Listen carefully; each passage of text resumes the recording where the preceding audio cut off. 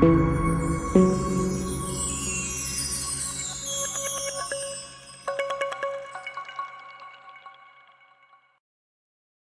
teman-teman sekalian, salam sehat. Hari ini kita akan belajar bersama-sama tentang epidermolisis bullosa pada bayi. Epidermolisis bullosa atau disingkat EB merupakan suatu kelompok kelainan genetik yang karakteristiknya ditandai dengan kulit yang rapuh. Kelainan ini sangat jarang ditemukan. Epidermolisis bullosa disebabkan oleh mutasi protein yang terjadi pada daerah pertemuan dermoepidermal dan papilaris bagian atas dari dermis. Klasifikasi terbaru dari epidermolisis bullosa adalah pada tahun 2020, di mana pada klasifikasi terbaru ada 16 gen yang saat ini diketahui memiliki hubungan dengan tipe dari epidermolisis bullosa. Epidermolisis bullosa simplex terdapat 7 gen. Epidermolisis bullosa juntional terdapat 7 gen. Epidermolisis bullosa dystrophic 1 gen. Dan pada epidermolisis bullosa kinder terdapat 1 gen. Epidermolisis bullosa juga diklasifikasi dalam subtipe yang ditentukan berdasarkan manifestasi klinis dan derajat penyakit. Lepuhan pada kulit bayi paling sering ditemukan dalam bentuk yang berat pada epidermolisis bullosa dystrophic resesif berat, epidermolisis bullosa juntional berat, dan epidermolisis bullosa simplex berat. Kondisi ini juga dapat ditemukan pada epidermolisis bullosa dengan atresia pilorik yang disebabkan mutasi dari plektin 1 dan integrin alfa 6 beta 4. Pada pemeriksaan fisik dari epidermolisis bullosa khas akan ditemukan kulit yang rapuh, melepuh, dan disertai erosi yang timbul segera setelah lahir. Kondisi ini dapat dijumpai pada semua tipe epidermolisis bullosa. Lepuhan dan erosi yang terjadi dapat menyebar atau hanya sebatas lokal pada lokasi dari trauma mekanik. Bayi dapat lahir dengan aplasia cutis congenita. Manifestasi ekstrakutan lain seperti anemia dan pseudosindaktili akan muncul kemudian. Kulit yang rapuh, melepuh, dan disertai erosi dapat terjadi pada ekstremitas atas. Kulit yang rapuh, melepuh, dan disertai erosi dapat juga terjadi pada ekstremitas bawah. Kulit yang rapuh, melepuh, dan disertai erosi dapat juga terjadi pada kulit tubuh bayi. Harus diingat umumnya subtipe dari epidermolisis bullosa dan prognosisnya tidak bisa ditentukan hanya berdasarkan klinis saja. Walaupun umumnya subtipe dari epidermolisis bullosa tidak bisa ditentukan hanya berdasarkan gambaran klinis saja. Namun beberapa subtipe memiliki petunjuk dalam mendiagnosis epidermolisis bullosa di antaranya. Papil lingual yang kurang biasanya ditemukan pada RDEB. Gambaran jaringan granulasi pada kuku biasanya ditemukan pada JEB berat. Epidermolisis bullosa yang disertai keterlibatan jalan napas. Akibat adanya jaringan granulasi atau struktur yang abnormal, sehingga membutuhkan trakostomi, biasanya ditemukan pada JEB berat. Atresia pylori pada bayi dengan epidermolisis pylorus. Pada JEB akan ditemukan akibat mutasi integrin alfa 6 beta 4 dan pada EBS akibat defisiensi plektin. Kalau kita mendapatkan epidermolisis bullosa dengan kelainan ureter dan ginjal, biasanya prognosisnya buruk. Pada gambar di samping kiri tampak papil lingual yang kurang yang merupakan tanda dari RDEB. Pada gambar di samping kanan tampak jaringan granulasi pada kuku yang merupakan tanda dari JEB berat. Bagaimana kita mendiagnosis epidermolisis bullosa? Biopsi kulit via immunofluorescence antigen mapping dan atau dengan mikroskop elektron dahulu merupakan prosedur yang menjadi baku emas. Namun biopsi kulit dewasa ini sudah mulai ditinggalkan atau dibatasi penggunaannya. Untuk melakukan biopsi kulit, sampel biopsi kulit harus diambil dari area yang tidak melepuh dan bukan merupakan area kulit akral. Dalam hal ini bukan pada daerah telapak tangan dan kaki. Biasanya biopsi kulit dapat menggunakan penghapus pada pensil. Kulit digosok dengan penghapus pada pensil sampai terlihat eritema. Caranya dengan meletakkan penghapus pensil.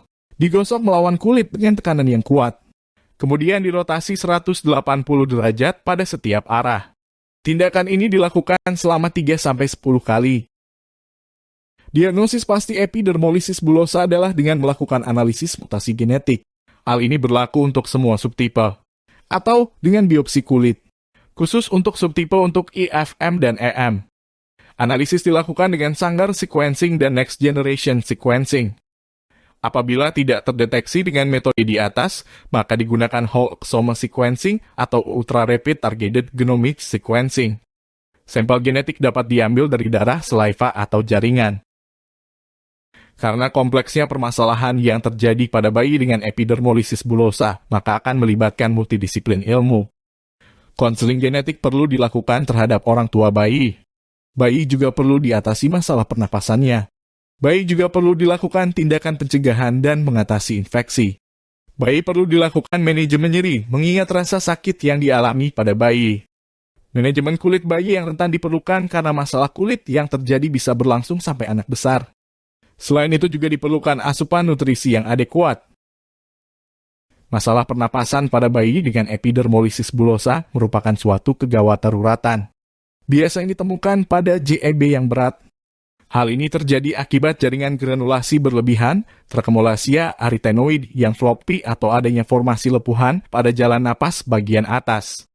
Asam lambung dari penyakit gastroesophageal reflux juga dapat mempengaruhi epiglotis dan faring posterior. Epidermolisis bullosa dengan masalah pernapasan umumnya dapat memberikan gejala berupa stridor, tangisan lemah, atau hoarse dan hipoksemia. Pada bayi dengan masalah pernapasan, kita harus juga memperhatikan penggunaan pulse oximeter pada daerah kulit yang rentan. Pulse oximeter pada kulit bayi sebaiknya dilindungi dengan metode tanpa perlekatan, di mana dapat digunakan bahan pelindung yang melapisi kulit agar tidak terkontak langsung dengan pulse oximeter seperti Velcro-VR atau Mepitak. Apabila di tempat teman-teman sekalian tidak tersedia produk ini, maka dapat digunakan produk lain yang tersedia di unit masing-masing. Yang penting, tidak menggunakan bahan yang berpelekat. Untuk mencegah dan mengatasi infeksi pada bayi dengan epidermolisis bullosa, maka ada beberapa prinsip yang harus diperhatikan. Sterilisasi daerah erosi tidak diperlukan selama bayi tidak bergejala. Hindari penggunaan antibiotik topikal berlebihan karena dapat menyebabkan resistensi organisme. Bayi dapat diberikan emolien yang lembut seperti white petrolatum atau ointment seperti Aquaphor atau Dermaphor VR. Bila pada bayi didapatkan eritematosus, area teraba lunak atau area dengan eksudat yang banyak, terlebih bila bayi disertai demam, maka harus diberikan antibiotik sistemik atau topikal. Area kulit dilindungi dengan silver impregnated dressings, medical grade silver gels atau bisa juga dengan madu. Bayi dengan epidermolisis bullosa biasanya akan mengalami nyeri. Karena itu perlu dilakukan penilaian derajat nyeri pada bayi. Bayi bisa diberikan obat antiinflamasi non-steroid, acetaminophen, atau narkotika tergantung dari derajat iri bayi. Dapat juga diolesi sukrosa pada empeng. Gunakan empeng yang lembut seperti yang digunakan pada bayi prematur atau menggunakan empeng Haberman. Untuk menghindari infeksi kulit, maka bayi harus dimandikan. Bayi dapat dimandikan 2 hari sekali. Pakaikan baju dari bahan lembut mudah dilepaskan dan dapat dibolak-balik sehingga tidak menyebabkan gesekan pada kulit. Apabila baju susah dilepaskan, maka baju dapat digunting, diberikan pelumas dan dilepaskan dari kulit bayi. Bagusnya baju dilepaskan dari satu anggota tubuh dahulu untuk memudahkan membuka baju bayi. Bila susah untuk melepas baju bayi, maka bayi bisa direndam dulu dalam bak mandi sebelum baju diganti. Saat mandi, bayi menggunakan spons mandi dan bilas dengan lembut agar terhindari dari trauma kulit. Orang tua bayi perlu diingatkan untuk merawat luka setiap hari. Penggunaan pampers bayi yang tidak tepat justru dapat mengakibatkan lepuhan dan luka pada area kulit di bawah popok bayi. Aquaphor atau petrolatum harus diberikan pada ujung pampers. Atau dapat dipakaikan produk busa tipis yang digunting mengikuti bentuk pampers, digunakan sebagai pengalas dan dilumasi dengan emolien. Ada baiknya bagian pampers yang elastis di sekitar kaki digunting. Penggunaan pampers baju tidak memberikan manfaat lebih. Bersihkan kulit area pampers dengan HAS yang lembut atau bola kapas yang dilembabkan dengan air atau minyak mineral. Kulit kepala bagian oksipital bayi membutuhkan perawatan khusus karena pergerakan atau gesekan kulit kepala bayi dapat menyebabkan luka. Berikan lubrikasi dan produk foam dressing pada pengalas kepala untuk mencegah luka. Kulit bayi dilindungi dengan bantalan kepala dan meminimalisir tekanan. Dengan menggunakan produk seperti mattresses Z-Floy yang berisi cairan, bahan dari kulit kambing atau matras yang berisi udara. Area kulit yang kontak dengan permukaan bantalan dapat diberikan emolien untuk mencegah gesekan sekaligus mengurangi kerusakan. Pengaturan suhu bayi sangat penting karena panas berlebihan dapat meningkatkan lepuhan dan makin merusak kulit bayi yang sudah rentan. Untuk itu butuh modifikasi baju khusus dan penggunaan emolien. Bayi epidermolysis bullosa yang mendapat terapi sinar harus dimonitor secara khusus untuk meminimalisir kemungkinan terjadi perburukan pada kulit. Bayi dengan epidermolysis bullosa butuh nutrisi yang adekuat untuk penyembuhan luka. Untuk itu diberikan TPN dengan akses sentral atau perifer. Pakai alas yang tipis tanpa perekat pada akses infus, misalnya bahan berbasis silikon seperti Mepifrom VR. Bayi bisa malas minum karena nyeri akibat lepuhan dan erosi pada mulut. Untuk mengatasinya, kamu kosa mulut bayi dapat diolesi dengan sukralfat atau menggunakan empek yang lembut seperti Haberman. Sedapat mungkin hindari OGT atau NGT karena dapat menyebabkan erosi faring dan trauma sofagal. Bayi dapat juga dilakukan pemberian asupan nutrisi lewat gastrostomi bila diperlukan.